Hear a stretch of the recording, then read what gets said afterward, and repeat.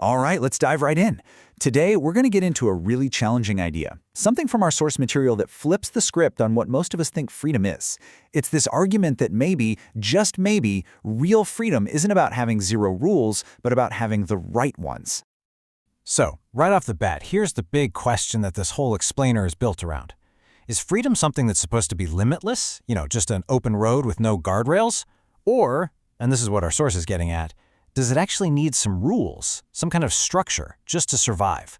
That's the conflict we're going to dig into. Okay, to really get a handle on this, we're kicking things off with what the source calls the freedom paradox. And what we're going to do is first look at the way most people think about freedom, the popular definition. And then we'll see exactly how our source material comes in and just completely turns that idea on its head. And here it is. This is that common view, and I bet it sounds familiar to a lot of you. Freedom is just doing whatever you want. No limits, no one judging you, no real responsibility to anyone else. I mean, it's a pretty attractive idea, right? But according to our source, this isn't just wrong, it's actually a dangerous illusion. And bam, here comes the rebuttal from the source material, and it doesn't pull any punches. It basically says, nope, that's not freedom. That's just chaos wearing a liberty costume. The argument here is that this kind of do-whatever-you-want liberty doesn't lead to a great society. Historically, it actually leads to decay and eventually even tyranny. Okay, so if that's not what true freedom is, then what is? It's a fair question, right? Well, let's jump into our next section and see how the source completely redefines the whole concept. It's going to propose that real liberty is actually created by boundaries, not destroyed by them. I know, it sounds like a paradox, but stick with me. So here you can see the two ideas laid out, side by side. It's a total contrast. On one side, you have that chaos dressed as liberty, limitless autonomy that, according to the source, is a one-way ticket to decay and tyranny. But on the other side, we've got what's called responsibility-guided freedom. This is all about disciplined self-governance, and it's presented as the only way a society can actually thrive. Now, I get it. That's a pretty abstract idea. So to make it way more concrete, the source uses this really powerful analogy. It asks us to think about a river.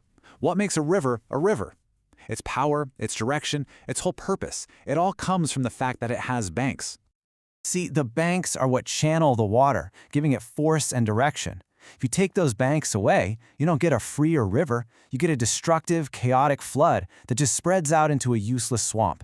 And the source argues that the exact same thing is true for people and society. Without moral clarity to act as our banks, our freedom just dissolves into confusion and chaos. Okay, if the river is a little too poetic for you, here's another one that's super practical. Think about driving on a highway. We all want the freedom to get from point A to point B, right? And we want to do it safely. Well, what makes that possible? It's the rules. It's the speed limits, the lane markers, the stop signs, the whole system. And this is the absolute key takeaway from that example. Those lines on the road, those speed limit signs, they're not there to restrict your freedom to travel. They're there to preserve it. They're what makes it possible for everyone to use the road freely without the whole thing turning into a demolition derby. All right, so these analogies lead us right into our third section, the case for clarity. This is where we get into the why. Why exactly is this moral framework, these banks and lane markers, considered so absolutely essential? Let's dig into the foundation of that argument. The source really grounds this idea in a deep philosophical tradition, and it points to this famous quote as a perfect example. You will know the truth, and the truth will set you free. Notice the order there. It's super important. First comes truth, then comes freedom. The suggestion here is that knowing what's right and true isn't something you get after you're free. It's a thing you need before you can be free at all. And this isn't just some abstract philosophical idea. The source argues it's baked into the very foundation of civil society, pointing to historical figures like George Washington. For him, reason and morality weren't just nice-to-have options for society. He called them essential pillars, like they're the load-bearing walls. Take them out, and the whole building comes crashing down. So let's just break this all down into a simple table that the source provides. The core problem is really three things happening at once. First, people misunderstand freedom as just doing whatever they want. Second, they're afraid that any kind of morality is just a tool for control. And third, you have power seekers who exploit all that confusion. The solutions you see on the right are the direct counters to each of those problems. This brings us to the really high stakes of this whole discussion. What happens when a society just lets go of moral clarity? According to the source, the consequences are not just some academic debate. They are very, very real and, frankly, pretty dangerous. The argument basically goes like this. When a society loses its shared sense of right and wrong, it doesn't just become a peaceful free-for-all. It creates a vacuum. And nature, especially human nature, abhors a vacuum. That empty space gets filled, and it gets filled by raw power.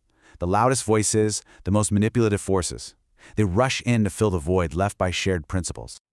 And to back this up, the source points to history. It presents the fall of the Roman Republic and Germany's Weimar Republic as these huge cautionary tales, examples of what happens when personal desires get completely disconnected from public virtue and courage. But then, on the flip side, it holds up the civil rights movement as a massive success story, precisely because it wasn't about anything goes. It was grounded in a powerful, unwavering appeal to timeless moral truths. Okay, so we've looked at the theory, we've touched on the history, but what do we do about it? Let's get practical and move into our final section, which is all about how the source suggests we can turn this big philosophical idea into actual concrete action.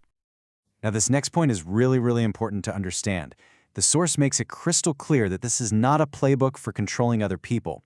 This isn't about telling everyone else how to live. It's framed as an act of personal leadership, of leading yourself first and foremost. It's about building your own moral clarity so that no one can manipulate you or take your freedom away. And that brings us to the practical takeaway, a 5-step plan for how to do this. First, you've got to define your own core values, your non-negotiables. Second, it's about teaching that connection between responsibility and true liberty. Third, and this is a big one, you have to model that standard yourself. Fourth, encourage real, honest moral dialogue. And finally, number 5, you have to actively guard yourself and your community against manipulation. So we'll leave you with this final, really powerful thought from our source material. Freedom without clarity leads back to bondage. It's a provocative statement, for sure, and it neatly sums up the entire argument we've explored today, that the opposite of a structured, principled freedom isn't more freedom, it's something much, much worse. Definitely something to chew on. Thanks for joining us for this explainer.